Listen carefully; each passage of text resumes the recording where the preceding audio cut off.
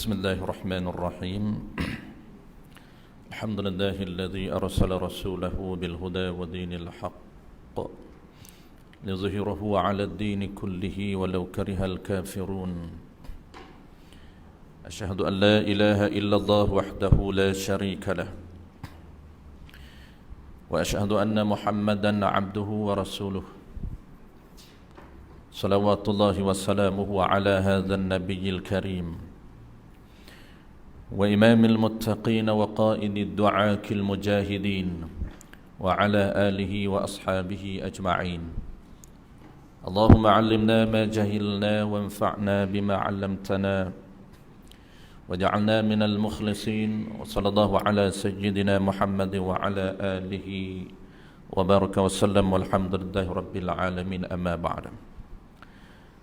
Terlebih dahulu marilah sama-sama kita menyatakan setinggi-tinggi kesyukuran kehadrat Allah Subhanahu wa taala kerana dengan limpah kurniaannya dapat sama-sama kita diberi kesempatan masa, peluang serta kekuatan oleh Allah Subhanahu wa taala untuk kita berada dalam majlis ilmu pada malam ini tuan-tuan bagi menyambung pengajian kitab kita. Insya-Allah kita akan terus kepada sambungan formula yang kedua dalam tajuk riba.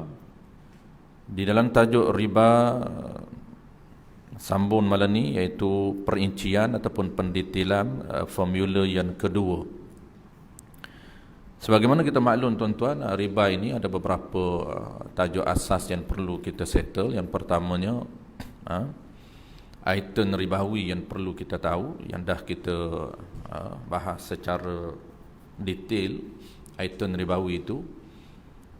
Tajuk yang keduanya pembahagian riba, dan yang ketiga, tajuk yang ketiganya ialah formula. Ada dua formula asas di dalam mazhab Imam Syafi'i. Dua formula asas riba di dalam mazhab Imam Syafi'i yang perlu kita tahu. Tajuk yang pertama ataupun subtopik yang pertama, pembahagian riba tuan-tuan. Kita item riba. Item ribawi ini hanya dua sahaja, kita dah detailkan dua itu. Yang pertamanya makanan. Kita dah bincang, kita dah detailkan ada tiga ciri makanan. Ketiga-tiga ciri itu termasuk di dalam makanan menurut syariat kita. Kesemuanya perlu berhati-hati apabila kita berlakunya akad ataupun transaksi. Item yang kedua ataupun item riba yang keduanya ialah nuqud ataupun naqdun, merujuk kepada mas, perak, ataupun dinar dan dirham. Itu asas dia. Dan pembahagian riba, subtopik yang kedua. Topik yang pertama ialah riba, item ribawi. Subtopik yang kedua pula pembahagian riba. Riba di dalam mazhab Imam Syafi'i tuan-tuan, di dalam jual beli hanya berlaku tiga riba. Itu paling simple lah. Tiga riba sahaja di dalam mazhab Syafi'i berlaku di dalam akad jual beli. Yang pertamanya ialah ribal fadli, yang keduanya adalah riba yadi, yang ketiga riba nasai. Tiga riba sahaja berlaku di dalam transaksi jual beli. Adapun riba yang keempat nama dia riba qardi, yang kita akan bincang last sekali. Tajuk akhir kita akan bincang tuan-tuan, riba qardi, riba yang berlaku di dalam akad hutang piutang. Baik, settle. Kita tahu tiga riba ini tuan-tuan, dia ada sebab ataupun ada ciri dia. Ribal fadli berlaku dengan sebab tidak bersamaan sukatan, itu asas dia tuan-tuan. Ribal fadli, kenapa dinamakan fadli? Kerana praktis dia, apa yang berlaku apabila dua item yang sama, ini formula kita nak sambung malam ni tuan-tuan, yang tidak sama sukatan ataupun timbangan, tak bersamaan sukatan ataupun timbangan, maka dinamakan ribal fadli. Ini asasnya. Detailnya kita akan masuk formula yang kedua pada malam ini. Kenapa dipanggil yang kedua riban yadi? Ribal yadi ini kerana tidak menyerahkan barang di dalam majlis akad, dipanggil delay ataupun lambat. Lambat menyerahkan barang ataupun harga duit di dalam majlis akad, maka haram transaksi tersebut dinamakan ribal yadi. Yadi ni dia panggil takhir, melambatkan qabdi. Takhirul qabdi, melambatkan, menyerahkan salah satu daripada dua item, sama ada barang lambat serah ataupun duit lambat serah, ataupun kita panggil duit ni tidak berlaku riba lah. Contoh saja, lambat menyerahkan salah satu daripada dua pihak itu. Dan last sekali tuan-tuan, nama dia adalah riba nasai. Riba nasai. Kenapa berlaku riba nasai? Riba nasai ini praktisnya apabila salah seorang daripada dua pihak itu menyatakan di dalam majlis akad ataupun di dalam lafaz, dia menyatakan hutang. Ada yang kita nak bahas semalam ni, ada beberapa item, apabila item sama dan jenis sama, item yang sama jenis berbeza, dia tidak boleh menyatakan hutang di dalam majlis, di dalam lafaz. Ada beberapa transaksi yang dilarang oleh Allah Ta'ala untuk menyatakan hutang. Itu dipanggil riba nasai. Lambat serah. Di sini lambat serah bukan lambat serah hanyalah nama sahaja lambat serah. Dalam kitab mana-mana tuan-tuan, dia hampir sama dengan yadi. Yadi pun takhir, lambat serah, tapi nasai ataupun nisai pun lambat serah. Maksud lambat serah di sini dia beza. Di mana beza? Kalau lambat serah dari segi perbuatan kita, lambat menyerahkan dalam majlis akad, mana-mana pihak, dua pihak ini, itu dipanggil riban yadi, takhirul qabdi. Tetapi kalau riban nasai, beza dia. Lambat serah ini merujuk kepada lafaz itu, dia menyatakan lambat serah, makna dia menyatakan hutang di dalam akad. Itu dinamakan ribal nasai. Praktis yang lebih detail kita akan bahas tuan-tuan sekejap lagi. Ni view awal saja. Baik, subtopik yang ketiga, sambungan tuan-tuan malam ni. Subtopik yang ketiga ini pendetailan satu persatu macam mana akad berlaku. Jadi untuk memudahkan kepahaman kita dalam mazhab Imam Syafi'i, maka kita bahagikan kepada dua formula asas. Formula pertama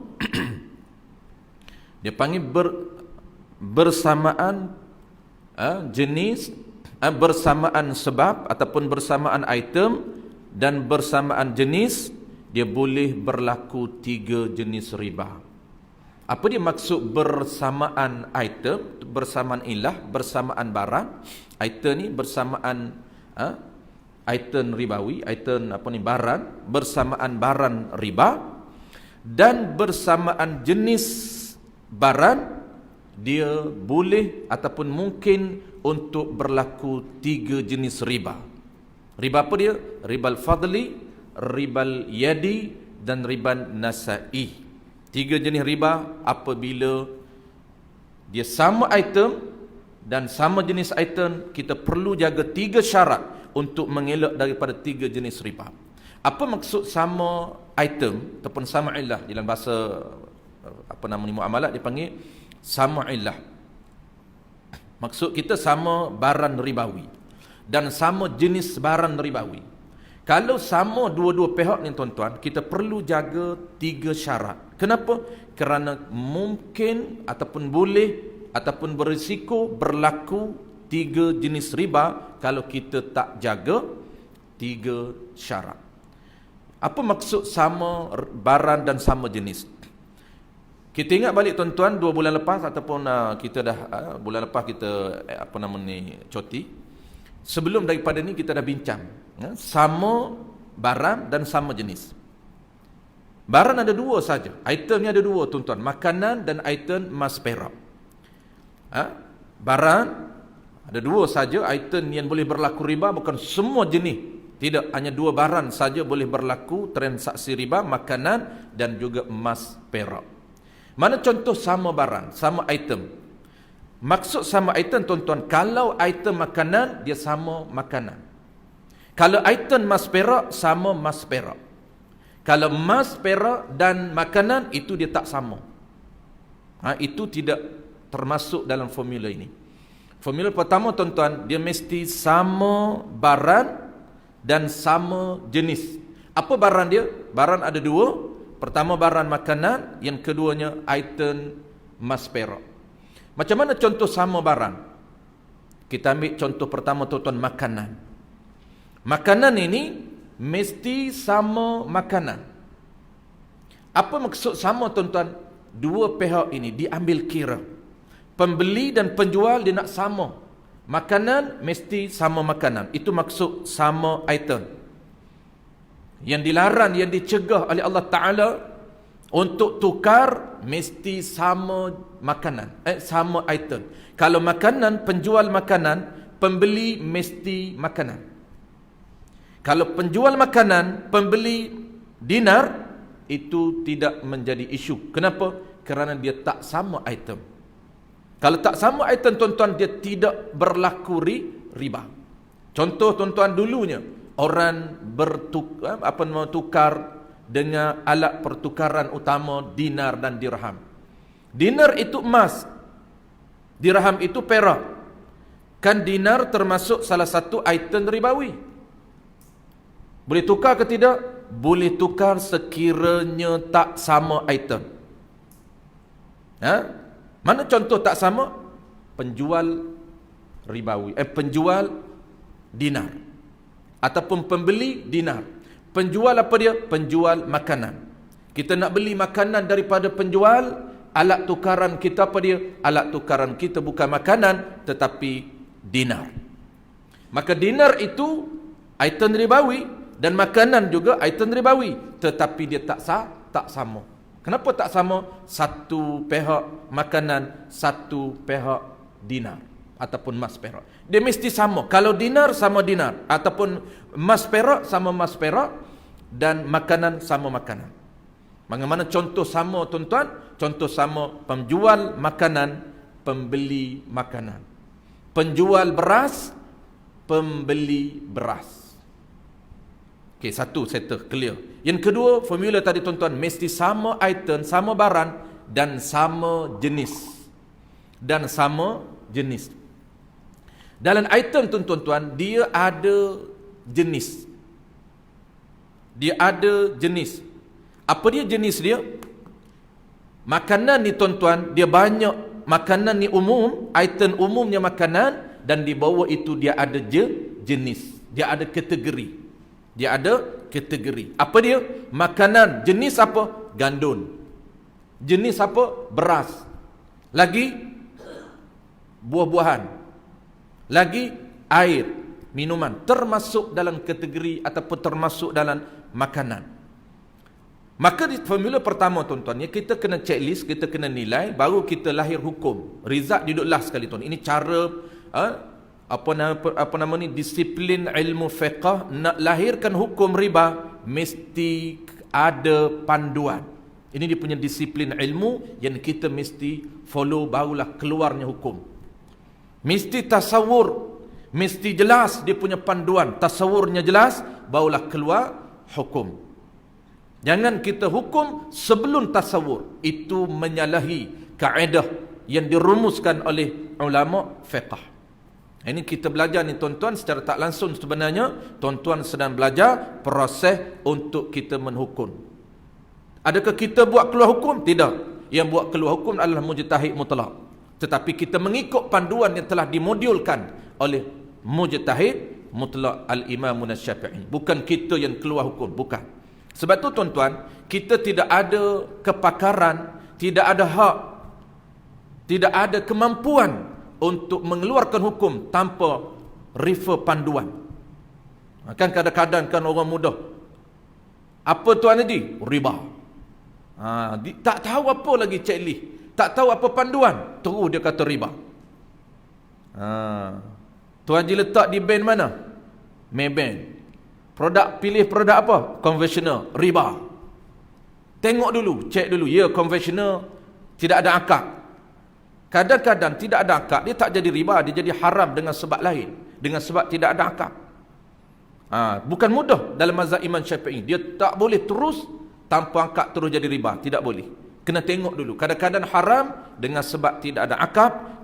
Kenapa haram? Kerana jadi zalim ataupun mengambil duit ataupun menggunakan duit orang lain tanpa dibenarkan oleh syarak.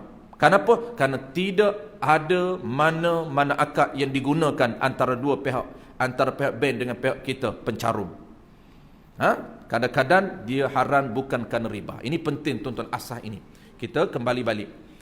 Sama barang, clear. Yang kedua tuan-tuan, mesti sama jenis. Kalau barang itu jenisnya banyak, kalau beras mesti sama jenis beras. Kalau beras dengan gandum sama item tapi jenis berbeza. Itu formula kita nak sambung malam ni. Kalaulah sama jenis, sama barang, sama jenis, kita dah bahas bulan lepas. Berlaku 3 riba. Contoh macam mana? Makanan gandum, jenis sama. Kenapa jenis sama? Penjual pun gandum, pembeli pun gandum. Nak tukar dua-dua ni tuan-tuan, mesti jaga 3 syarat. Kalau nak tukar beras dengan beras, mesti jaga 3 syarat. Saya jual lah beras saya. Beras saya ni, beras sama beras tuan-tuan. Dah sama. Kenapa sama? Makanan sama makanan, jenis sama je jenis. Jenis yang sama kita nak tukar ni. Beras pun sama beras, brand pun sama, jenis pun sama. Saya jual lah beras saya basmati 10 kilo dengan harga 10 kilo beras bukan basmati. Berapa tuan-tuan? Contoh. Faizal. Berawangi, berawangi. Berawangi tu. Tu sedap oh. Boleh tukar ke tidak? Tak boleh. Haram. Kenapa? Kerana dinamakan ribal fadli. Kenapa dipanggil ribal fadli? Kerana dilarang, dicegah menukar tanpa mengikut 3 syarat. Kenapa kena ikut 3 syarat? Kerana kalau tak ikut 3 syarat, mungkin ataupun boleh berlaku 3 riba. Apa dia riba pertama? Tukar beras dengan beras, gandum dengan gandum, air dengan air, nasi dengan nasi, roti dengan roti, sama. Pertamanya dipanggil ribal fadli. Kenapa berlaku ribal fadli? Dengan sebab tak sama sukatan. Beras tuan-tuan kalau nak tukar boleh, pastikan sama jenis, sama sukatan dan sama kualiti. Ini dijaga, bukan sukatan saja, tapi diambil kira dalam kualiti. Mesti sama, boleh tukar. Sukatan ini apa? Bukan sukatan nisbah kita, tidak. Ini mesti diambil kira fi mi'yaris syar'i, sukatan yang telah ditetapkan oleh Nabi kita, mengikut sukatan Madinah. Kalau Nabi suka beras, dia suka, tidak timbang. Kalau kita timbang, maka tetap nama riba. Kenapa? Kerana tidak dianggap menepati dengan apa yang dikehendaki oleh Nabi. Sebab tu dipanggil fi mi'yaris syar'i tuan-tuan. Di dalam kitab Tahrir Syarqawi bagi Syekh Zakaria Al-Ansari, dia menjelaskan dalam hasyiahnya, dalam pendetilannya, maksud mi'yaris syar'i ini iaitu sukatan yang telah ditetapkan oleh syarak. Dalam kitab lain menggunakan istilahnya timbangan Madinah. Maknanya Nabi kena tengok, kalau Nabi item ataupun jenis beras ini, gandum ini, dia suka, dia tak timbang, maka kita kena suka, mengikut sukatan. Kena guna cupok tuan-tuan. Kena guna cupok ataupun kita guna orang dulu panggil lin. Kita tak ada dah tuan-tuan lin. Mungkin tuan-tuan zaman muda-muda dulu sempat bertemu dengan lin. Saya tak sempat lah. Baik. Boleh ke tukar? Boleh, dengan syarat mesti sama sukatan. Satu, settle tuan-tuan syarat pertama. Kalau nak tukar, sama sukatan. Kalau tukar beras dengan beras yang tak sama sukatan, mana tak sama tuan-tuan? Kilo. Kita telah menimbang menggunakan timbangan kilo tuan-tuan. Kalau orang dulu dia suka satu cupok Oh dulu di kedai tuan-tuan, kita pergi kedai, dia akan tanya nak berapa cupak. Dia tak tanya nak berapa kilo. Tak. Kenapa? Kerana dulunya disukap. Tetapi perubahan zaman telah bertukar daripada sukatan kepada timbangan, maka tidak diambil kira. Kalau nak tukar juga, mesti yakin sukatan. Kena sukat dengan yakin. Sekarang ni tuan-tuan, kesimpulan semua beras di pasaran tak boleh tukar beras sama beras. Kenapa? Tak sama. Walaupun dia tulis 10 kilo, tak dibenarkan tukar kerana kilo tidak dibenarkan. Ada rahsia pada sukatan. Sebab tu Nabi tak dibenarkan ubah. Ada rahsia yang kita tak tahu. Kenapa? Sukatan ini berlainan dengan timbangan. Yang kedua tuan-tuan, apa syarat yang kedua kita kena jaga apabila sama jenis dengan sama barang ni dan sama jenis? Yang kedua, mesti kita kena berunjuk ataupun kena serah menyerah dalam majlis akad. Jangan delay. Kalau dah sama 10 cupak sama 10 cupak, beras yang sama, kualiti yang sama, boleh tukar. Saya tukarlah beras saya 10 gantan dengan harga 10 gatan beras wangi. Sama-sama beras wangi. Boleh ke tidak? Boleh. Kenapa boleh? Kerana sama tukatan. Yang kedua, ciri kedua kita jaga serah menyerah dalam majlis akad. Tak delay walaupun 1 minit. Last kali yang ketiga tuan-tuan. Yang ketiga, apa dia perlu jaga nak mengelak daripada riba nasai? Jangan hutan. Jangan nyatakan hutan di dalam lafaz akad. Jangan kata saya jual beras saya dengan harga beras saya ini 10 gantan beras wangi dengan harga 10 gantan beras wangi hutan, maka tidak dibenarkan. Tak dibenarkan jual beli item yang sama, jenis yang sama secara hutan. Ini pun ada rahsia dia yang kita tidak sempat untuk bahas kerana kita nak fokus benda yang fundamental saja, yang teknikal, yang rahsia, yang hikmah pengajaran kita tinggalkan dulu. Baik, settle tuan-tuan. Terus kepada hari ni. Apabila tuan-tuan clear 3 ni tuan-tuan, formula pertama ni 3, maka formula kedua ini sangat mudah. Kenapa? Kerana dia sama saja. Beza sedikit di belakang. Apa beza dia tuan-tuan? Formula kedua ini beza dia pada jenis.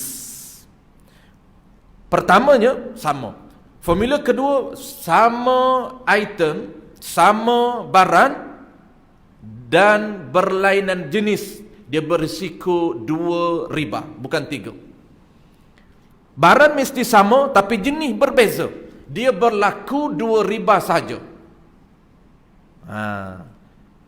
Dia formula ada 2 saja tuan-tuan. Kalau tuan-tuan ingat 2 formula ni, maka yang lain daripada 2 formula dia akan jelas tidak berlaku riba. Tukar kereta dengan duit tak berlaku riba.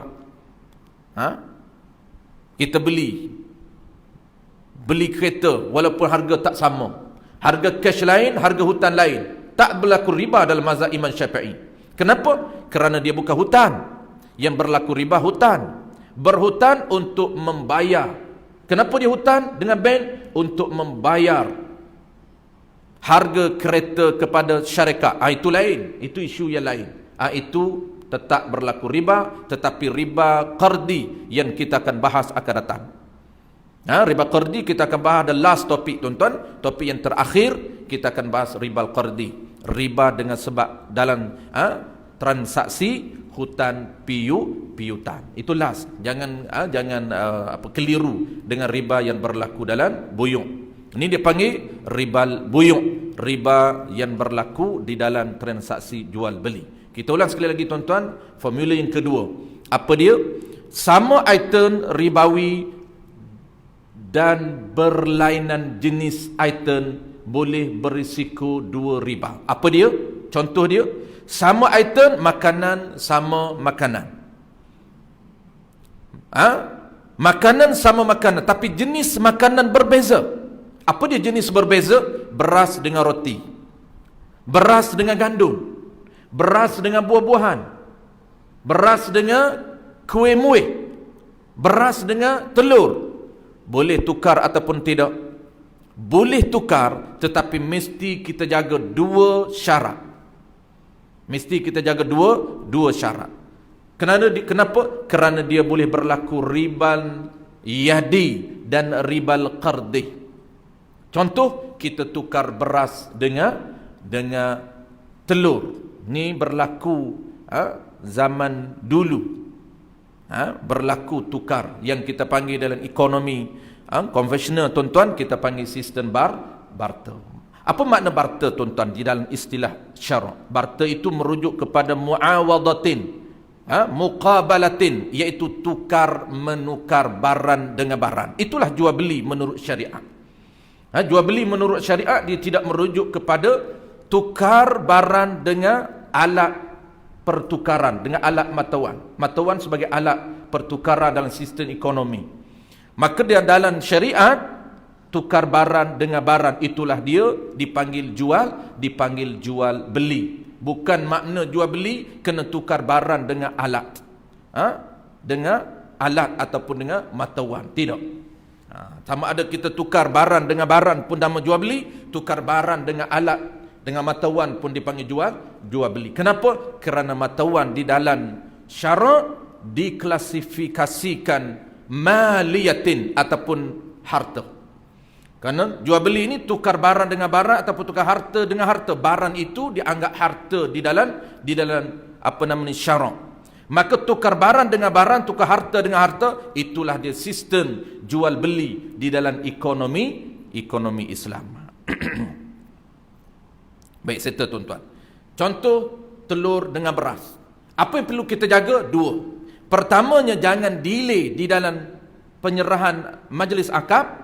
Yang kedua, jangan nyatakan hutan. Kalau kita nyatakan hutan, berlaku riba nasai. Kalau kita delay walaupun seminit, itu dinamakan ribal yadi. Dia panggil takhiril qabdi. Delay di dalam menyerahkan barang. Baik, kita baca tuan-tuan, dah faham dia punya view ataupun kerangka. Qala al-musannif rahimahullahu ta'ala,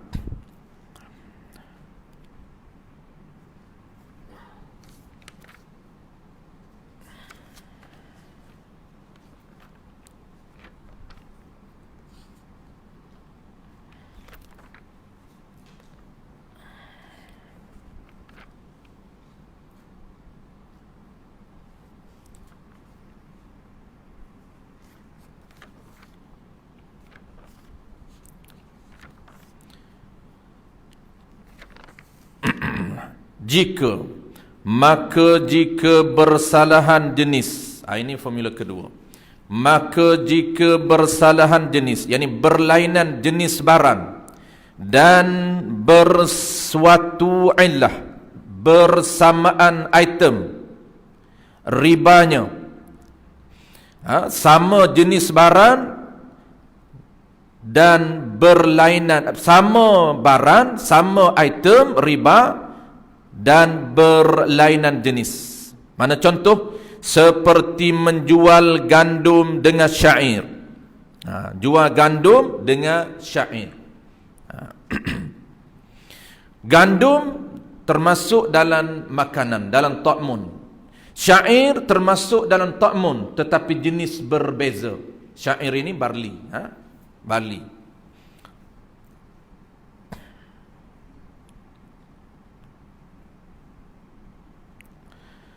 Ataupun emas dengan perak.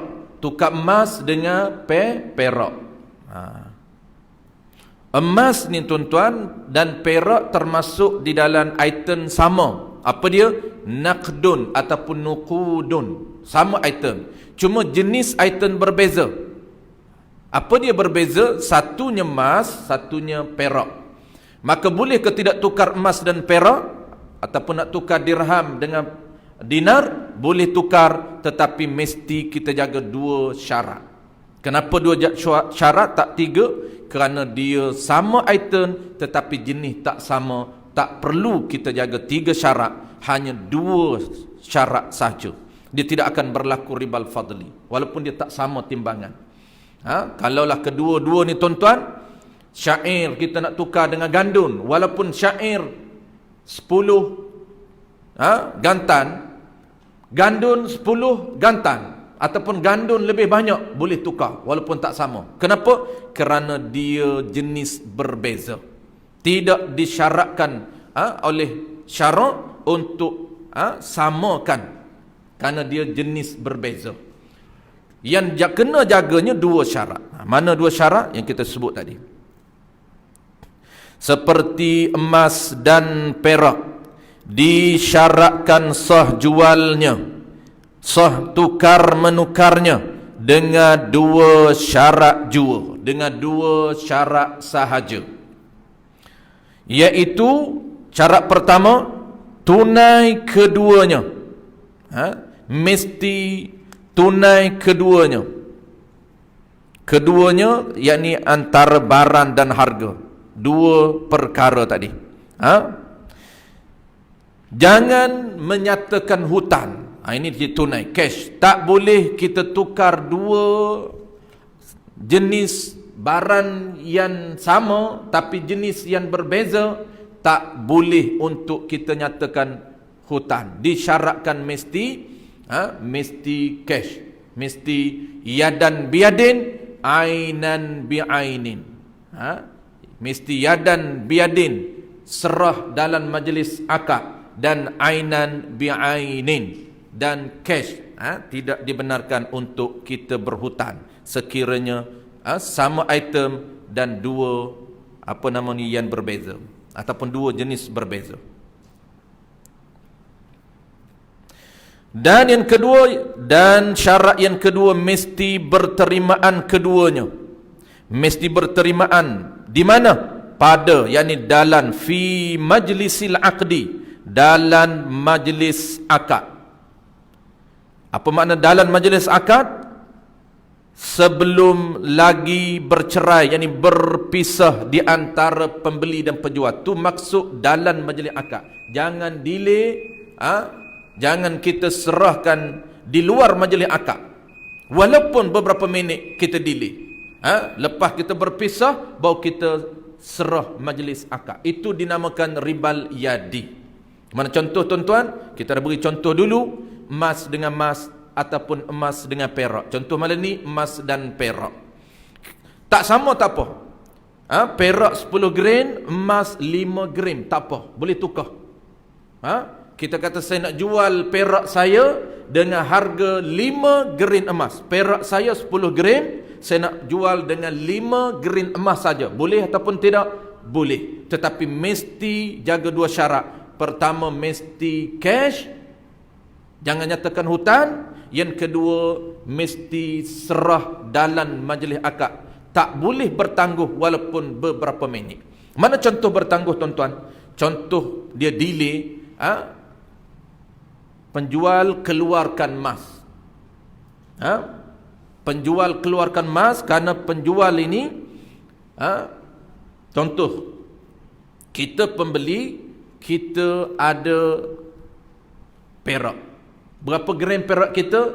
10. Kita nak jual kepada penjual. Harga berapa? Harga 5 gram emas. Ini contoh berbeza jenis. Sebelum ni kita bagi contoh 10 gram emas dengan 10 gram emas. Tukar. Yang hari ni kita nak bagi contoh perak dengan emas. Boleh ke tidak? Boleh, tapi dua syarat perlu kita jaga. Pertama apa? Pertama, tak perlu kita jaga timbangan sama. Tak perlu. Tak perlu kena 10 gram perak, 10 gram emas. Tak perlu. Kenapa? Kerana dua item ini berlainan jenis. Satu perak, satu emas. Maka tidak disyaratkan oleh syarak bersamaan. Tidak syarat. La yabi'u zahaba bi zahabi. Jangan kamu tukar emas dengan emas. Ni Nabi dah sebut. Yang tak boleh tukar emas dengan emas sekiranya tak sama. Dan perak dengan perak. Walal waraqa bil wariki. Jangan kamu tukar perak dengan perak. Dalam riwayat lain dia tak guna waraq, tetapi dia guna zahab. Sama. Zahab itu merujuk kepada perak. Dalam riwayat lain dia guna la yabi'az zahaba bil zahabi walal fuddah. Fuddah. Dalam riwayat yang popular dia guna wariqah. Walal wariqa bil wariki. Jangan kamu tukar perak dengan perak. Tak sama. Tapi perak dengan emas tak sama, tak apa. Tetapi mesti cash, tuan-tuan. Cash, yakni jangan nyatakan hutang. Dan syarat kedua, mesti serah segera di dalam majlis. Di dalam istilah ekonomi kontemporari, tuan-tuan, moden hari ini, ada satu istilah yang digunakan, nama dia adalah loaning. Bukan loaning orang Kedah dah. Loaning. Loaning maksud apa? Maksud segera. Tak boleh delay. Ini dah jadi istilah dah. Dalam ekonomi pasaran hari ini. Di kalangan panel syariah. Kalau dia sebut loaning, merujuk kepada mesti segera. Tak boleh delay. Macam mana delay? Contoh, apabila penjual keluar emas dia, maka kita cakap kepada penjual, sekejap, saya terlupa nak ambil perak saya di dalam kenderaan, duduk dalam motor saya, duduk dalam kereta saya, sekejap saja, berapa minit saja kita keluar, berpisah majlis akad, tuan-tuan, untuk ambil emas perak kita, kemudian masuk balik, walaupun 1 minit, perpisahan majlis akad dianggap ribal yadi. Ini tidak dibenarkan, delay seminit. Kalaulah kita tertinggal, jangan akad lagi, tunggu. Cakap penjual, saya tak nak akad lagi, saya pergi ambil barang, dua-dua ada, baru akad. Barulah dia kata, saya jual emas saya dengan harga 10 gerin perak. Kita pun jawab, saya beli emas dengan harga yang tersebut. Settle, tak berlaku riba. Maka di sinilah, tuan-tuan, ini mazhab kita. Di sinilah, tuan-tuan, perlu ingat, di dalam mazhab 3 lagi. Ini mazhab yang popular, yang diamalkan majoriti negara. Majoriti negara, tuan-tuan, dalam sistem ekonomi di pasaran hari ini, mereka beramal dengan Hanafi dan Maliki. Maka Maliki dan Hanafi, qaul mu'tamad mereka, duit termasuk dalam item ribawi. Itu perlu ingat. Duit termasuk dalam item ribawi. Tetapi mazhab kita Imam Syafi'i, dia qaul dhaif sahaja. Duit, kalau tuan biasa dengar, ada setengah yang mengatakan duit termasuk item ribawi, mazhab Syafi'i, ya. Tetapi itu pendapat yang lemah menurut Syekh Ahmad Khatib. Syekh Ahmad Khatib ada mengeluarkan satu kitab yang masyhur dalam mazhab kita. Syekh Ahmad Khatib ini dipanggil Iman Khatib, bukan Khatib Syarbini. Khatib Minangkabau. Dia merupakan imam di Mekah suatu ketika dulu, dia ketua imam di Mekah di dalam mazhab Syafi'i. Dia mengeluarkan satu kitab yang nama kitab dia Iqna'un Nufus, pada membincangkan hukum wan kertas.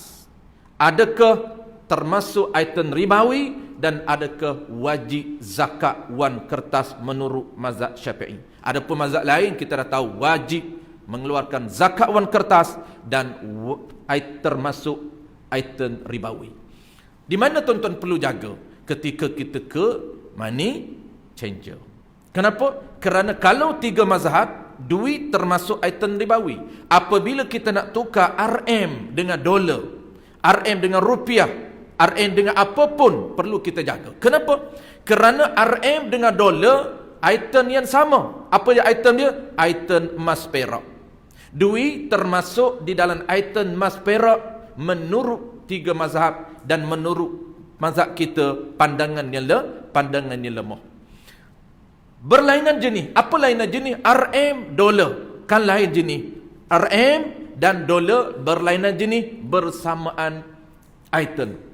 Sama dah item sama, kerana dia berada di bawah kategori ataupun klasifikasi emas perak. Jenis beza? Ya. Kenapa beza? Satunya RM, satunya dolar. Maka 2 benda yang perlu tuan-tuan jaga ketika kita nak tukar RM dengan dolar.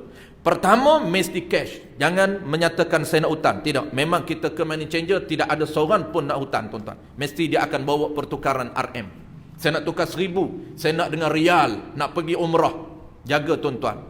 Kalau kita taklid mazhab lain, maka kita perlu berjaga-jaga. Mesti segera. Jangan delay. Jangan apabila cashier buat keluar, kita nak tukar 1,000 rial. Berapa harga 1,000 rial? Contoh 1,000 rial, kita 800 RM. Maka kita delay seminit, tak cukup 800, terpaksa kena pinjam dengan kawan, berpisah daripada majlis akad, maka ribal yadi. Mesti serah RM dan dia serah dolar, dia serah rial, kita serah dolar, kita serah RM. Dia serah dolar, kita serah rial, kita serah RM. Settle tuan-tuan. Last sekali kita dah masuk insya.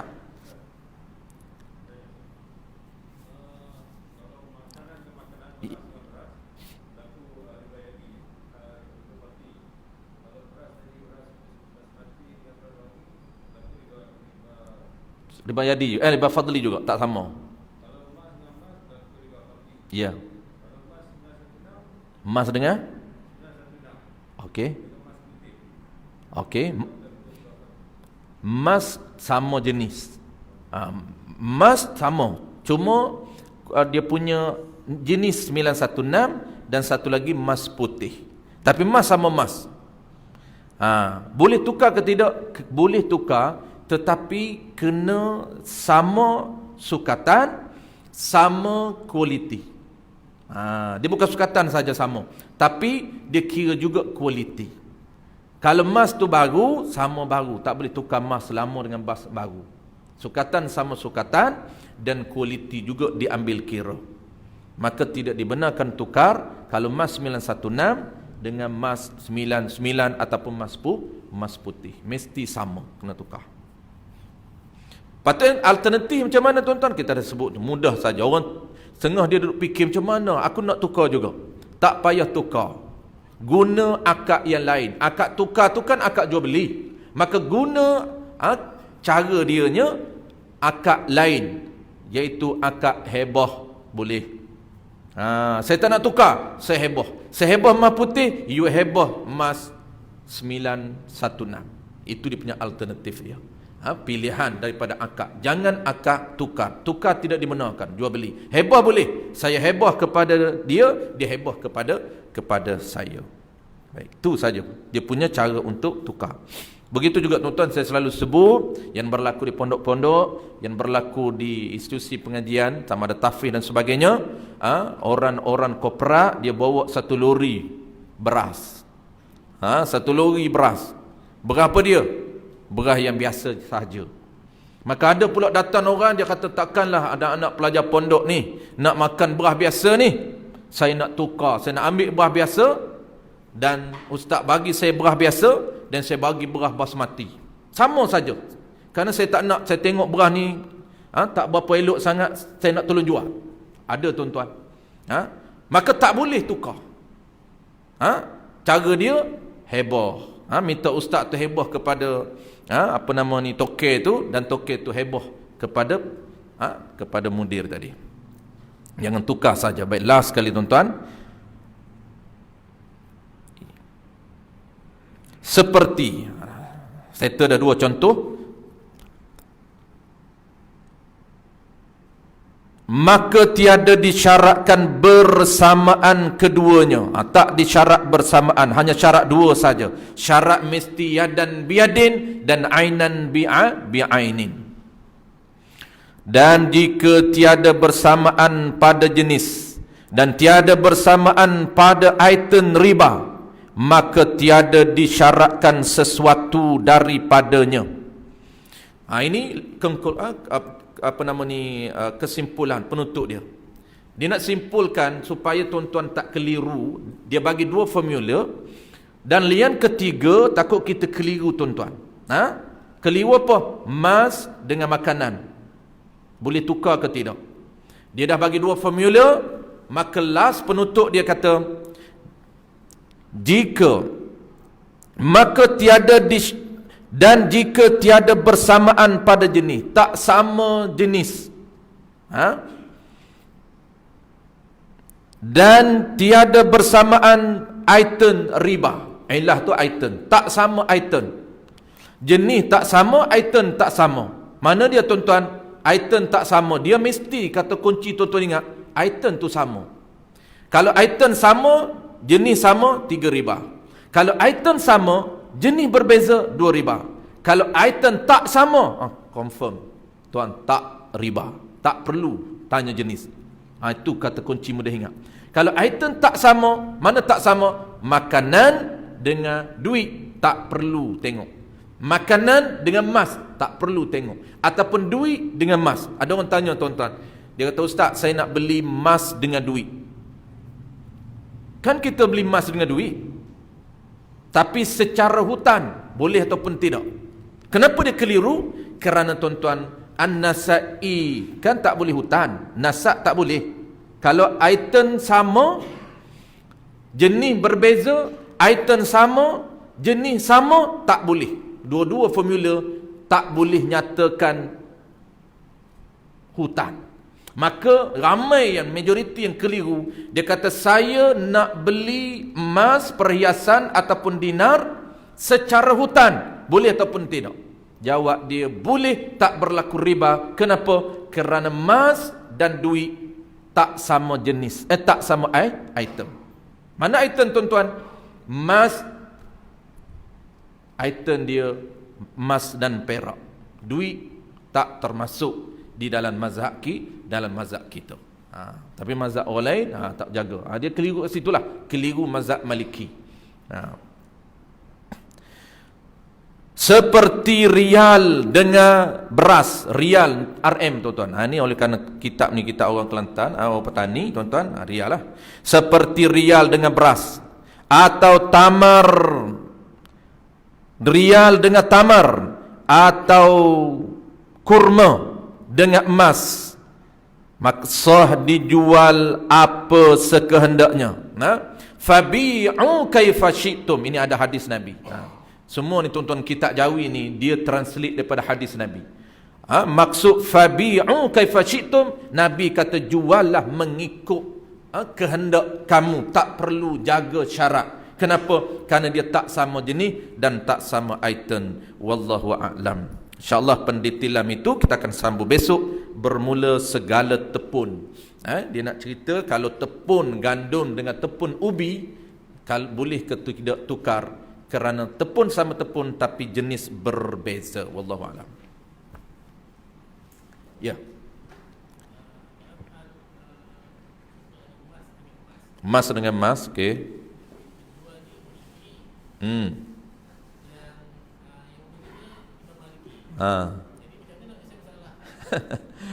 Penjual iman Hanafi, peniaga ni iman Hanafi.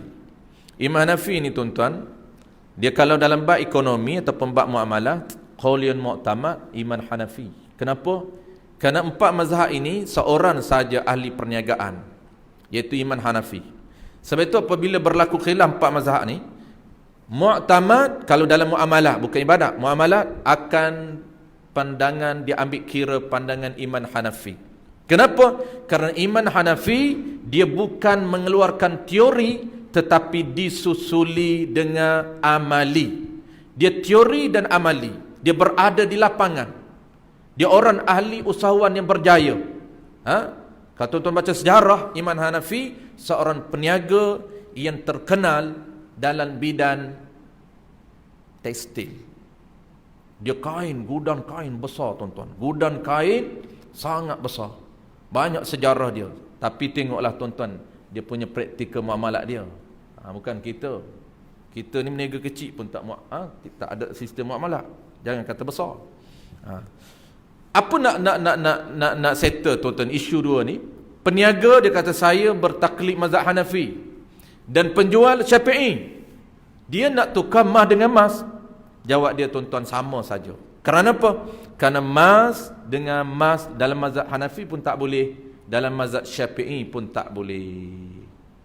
Okey, katalah contohlah benda di satu mazhab tak boleh, satu mazhab boleh. Macam mana nak settle isu? Jawab dia kena ikut anutan mazhab masing-masing. Kena ikut kita. Kena clearkan syarat sah di sisi mazhab kita. Contoh tuan-tuan beli dengan orang kafir tu, mazhab apa dia? Contohlah tuan-tuan, kita singgah kedai sekejap lagi, isi minyak tu tak adalah. Kedai lah, belilah kedai apa-apa. Penjual tu tuan-tuan kafir, non muslim. Kita ni muslim. Mazhab pula Syafi'i. Dia tak ada mazhab. Nak kira macam mana? Kira kita. Kira kita dan implement ni tuan-tuan kena tengok sah tak di sisi kita. Kalau dia tidak ada ijab, di sisi kita tak sah. Jangan guna jual beli yang real. Kan jual beli ada dua. Pertama yang real, yang lengkap 16 syarat, tu dipanggil jual beli yang real. Ada yang kedua, jual beli mu'atah, yang tak sempurna rukun, yang tidak ada ijab.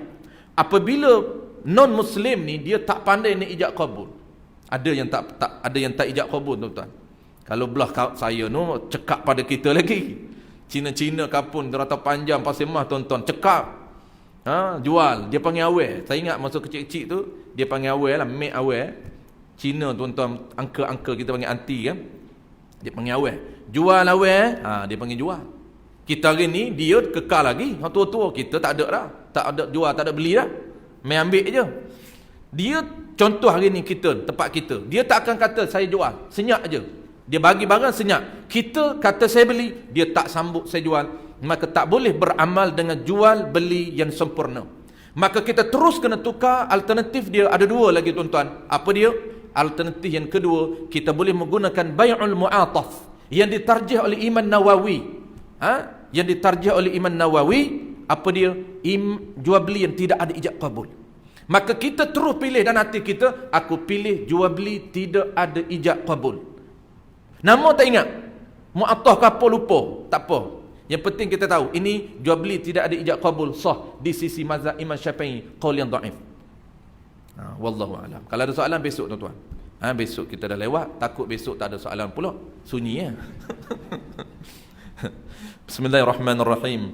Alhamdulillahirabbil alamin, wassalatu wassalamu ala asyrafil anbiya'i wal mursalin wa ala alihi wa ashabihi ajma'in. Allahumma faqihna fid din wa 'allimna ta'wil waj'alna minal ulama'il 'amilin waj'alna minal mukhlisin. Wa sallallahu ala sayyidina Muhammadin wa ala alihi wa baraka wa sallam. Alhamdulillahirabbil alamin. Sedikit makluman tuan-tuan, saya terlupa, saya ambil seminit saja untuk maklum. Untuk makluman tuan-tuan, sebab surau tuan-tuan ni antara surau yang orang panggil support kepada pondok saya. Ada dua pengumuman. Pertama, pengumuman tentang perubahan pengurusan pondok dan nama. Kok tuan-tuan masih ingat nama lama? Pengurusan terbaru tuan-tuan, kita tukar pengurusan baru. Pengurusan lama cuma entiti. Kalau dulu pondok Mafin Putrajaya ni di bawah entiti ataupun di bawah pengurusan matlak yang dipengerusikan oleh Ustaz Zai. Dan sekarang ini kami bukan berpisah, maksud kami asingkan pengurusan dia, satu pengurusan yang lama. Saya ni buat entiti baru dengan nama pun baru tuan-tuan. Dan cuma AJK lama lah, AJK tetap lama. Nama baru pondok kita, nama dia Akademi Nurus Safa, ataupun ringkas dia panggil Pondok Asfa, Pondok Nurus Safa. Yang kita pun baru berpindah tuan-tuan, baru berpindah ke tempat baru. Daripada Putrajaya kita berpindah ke Kampung Bahagia Bangi Lama. Mudah-mudahan bahagia tuan-tuan. Kampung Bahagia Bangi Lama, tak jauh lah dengan rumah saya tu, lebih ke 15 minit saja ke Jenderam. Jadi perkembangan pelajar, saya dah cerita awal tadi, memang antara tuan-tuan, antara orang paling banyak support dari segi kewangan. Jadi alhamdulillah tuan-tuan, setahun dah kita patternkan dan orang panggil bina pelajar kita ini. Dah ada dua kategori lah, alhamdulillah tuan-tuan. Ada satu kumpulan, sebab pelajar dia tak sama tuan-tuan. Contoh saya ingat semua ni, semua 18 12 orang, dulu 12, sekarang ni dekat 9. Kita tak ambil, dan kita dah tutup tahun ni, kita tak ambil tuan-tuan. Kita nak pattern ini dulu, habis best 5 tahun baru kita ambil. Kita tak ambil setiap tahun pengambilan. Jadi dia ada dua kategori. Maksudnya ada yang sederhana, alhamdulillah dah boleh menguasai. Yang sederhana ni tuan-tuan dah boleh menguasai basic nahwu sarah grammar, dan juga dah habis beberapa kitab basic. Kitab fiqh basic, kitab usuluddin basic.